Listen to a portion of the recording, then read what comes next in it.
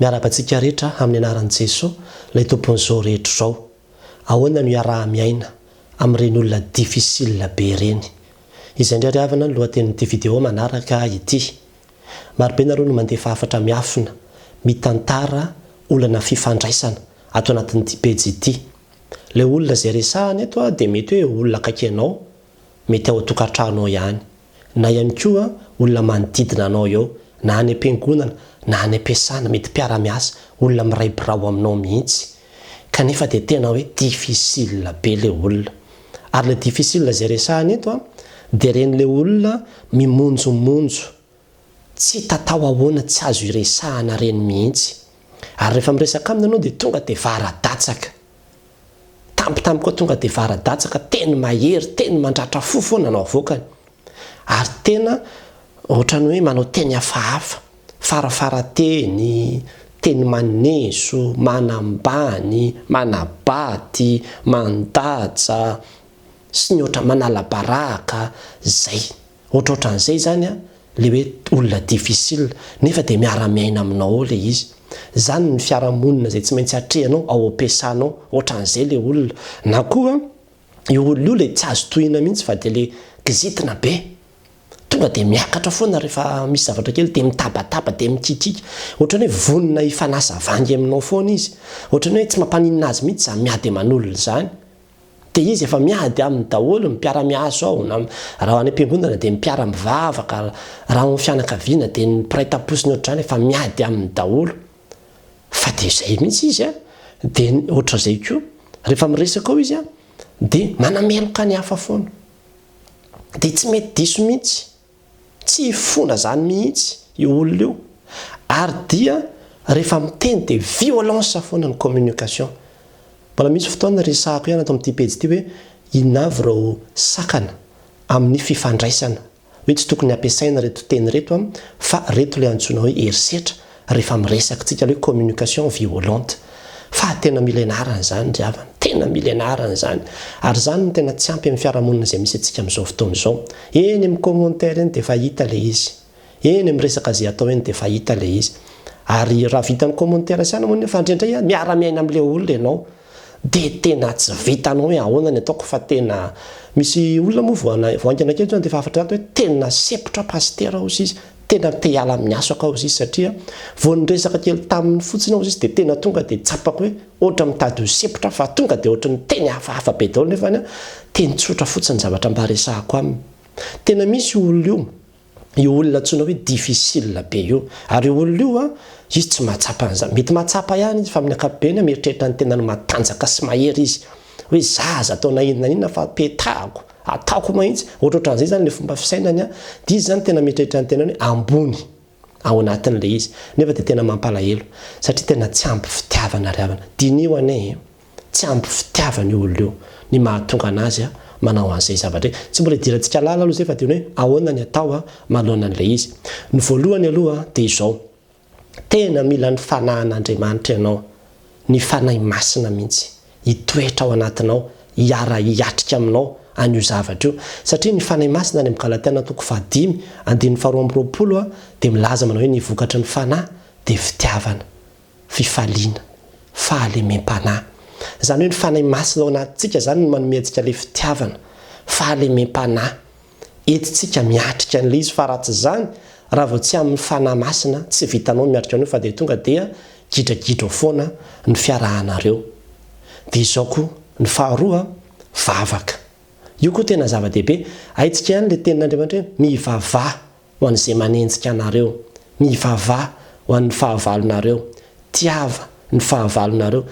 Reny tenin'Andriamanitra ireny manko tsy dia ilay tenin'Andriamanitra tsy piantsika loatra ireny ao anatin'ny Baiboly. Ny tena tsy piantsika ao dia ilay hoe hotahina ianao raha mivoaka, hotahina ianao raha miditra. Fa reny ilay tenin'Andriamanitra ireny tsy dia tsy piantsika loatra, nefa dia mba misy koa ny situation izay atao ampiarina an'ireny tenin'Andriamanitra ireny. Ary zandro dia tena te hanasanao mihitsy. Hoe tena ampiaro zany. Efa mba nivavaka ho an'io olona io ve ianao?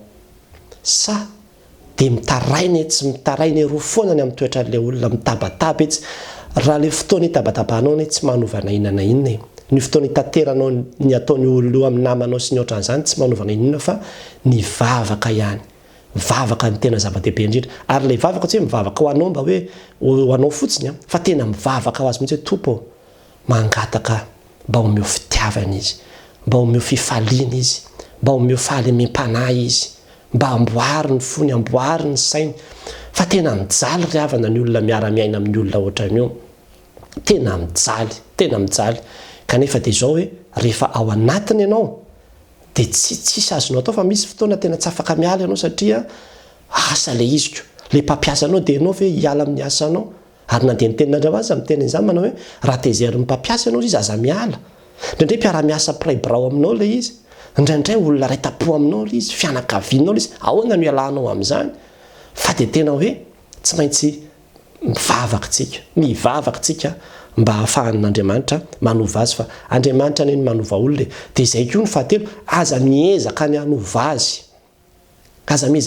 fa asan'ny Fanahy Masina manova azy afaka miteny ianao ny tsy mety ataony afaka miteny tsotra ianao afaka miteny indray mandeha sy indroa ianao fa tsy hoe dilirinao izy iova satria tsy amin'izany mihitsy ny tokony ataontsika tsy ianao no natao hanova azy fa ny tompo fa vavaka ry havana ny fanahin'Andriamanitra raha mitoetra ao anatiny ka tena havelany asa ao anatiny dia ny Fanahy Masina no manamboatra sy manova azy dia izao koa ry havana misy le tenin'Andriamanitra manao hoe Valio soa ny ratsy aza mety ho resy ny ratsy anareo izy fa Valio amin'ny soa ny ratsy dia izany tenin'Andriamanitra zany azo atao tsara mihitsiny indrindray manko tsika te hamaly te hanohitra koa tsika satria rehefa hoe ataony dia manao aza manaraka ny jeuna ianao tsy hoe rehefa miakatra izy dia miakatra koa ianao manozona izy dia manozona koa ianao manao farateny izy dia manao farateny koa ianao tsy izay fa aza manaraka ny jeuna fa izy ianao anao izay ataony eo foana fa ianao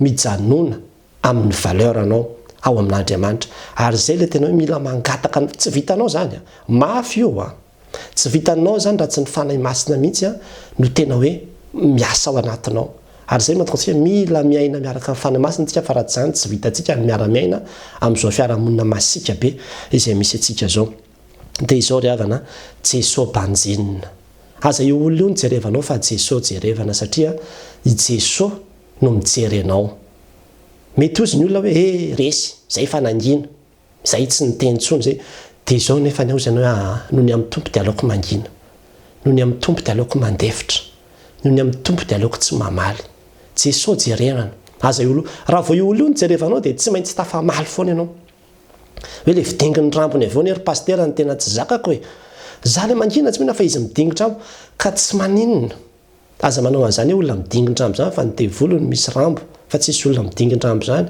fa tsisy rambo zany olombelona fa izao Jesoa jerevana hoe handefitra noho ny amin'ny tompo ary izay mihitsy le izy entraînement ameny Jesoa anao io entraînement io ahafahanao tena manamboatra ny fonao mba mila mianatra koa tsika ravana ny fanetretena ary io mihitsy ny ampianarin'ny tompo hanefen'Andriamanitra ny fonao mba tsy havonavona mba tsy reare mba tsy asika dia tsy maintsy entina amin'io ady mafy io ianao io olona io mihitsy zany nataon'ny tompo fitaovana hanefena sy hanamboarana ny toetranao mba hahatonga anao ahay angina ahay ity na dia ny fahavalo azy dia izay no zavatra izay ampianarin'Andriamanitra antsika ao anatin'le izy dia izao ny zavatra farany mamela ny elony fa tsy fantany izay ataony ny famelan-keloka dia ilaina mandrakariva ary mila mianatra manao exercice na famelan-keloka asika ary tena mila tsy makalagy tsotro zao fotsiny amin'ny zavatra satria efa fantatro zany hoe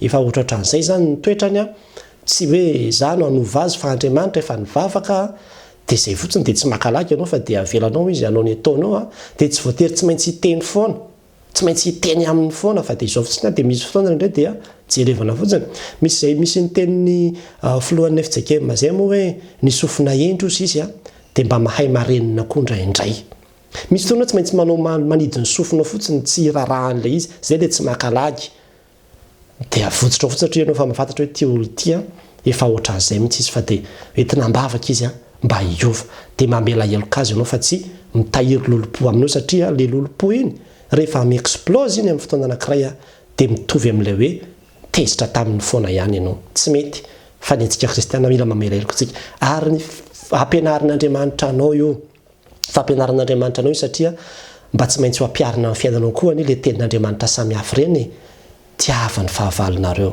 mivavaha ho an'izay manisy ratsy ianareo tezera fa aza manozona mifalia mandrakariva ampiarina ireny ary io indrindra ny situation izay tsy maintsy ampiarana an'ireny tenin'Andriamanitra ka tiazakivy ry havana mahereza tsy ny miala ny vahaolana tsy ny fisarahana ny vahaolana fa izany rehetrarehetra izany feziko dia angatao ny fanahy masina fa tsy vitanao no miatrika an'io tsy vitanao no miatrika an'io fa tsy maintsy mila mifanahin'Andriamanitra ianao hanampy ianao hoe omeo fitiavana afahako mitia nyty olona tia na dia izao arany zavatra izay ataony amiko omeo fitiavana Andriamanitra afahako mifandrerasera aminy fa izay ny sitrakao dia Jesoa jerevana fa aza mijery azy ho n'Andriamanitra rirany ny voninahitra amen.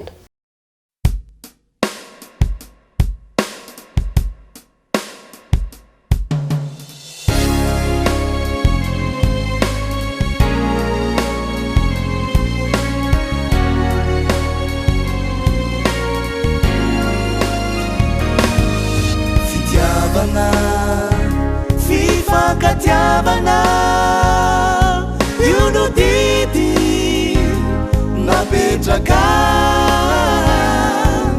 miraisa mifandraisa tanana fizausiana zanak'Andriamanitra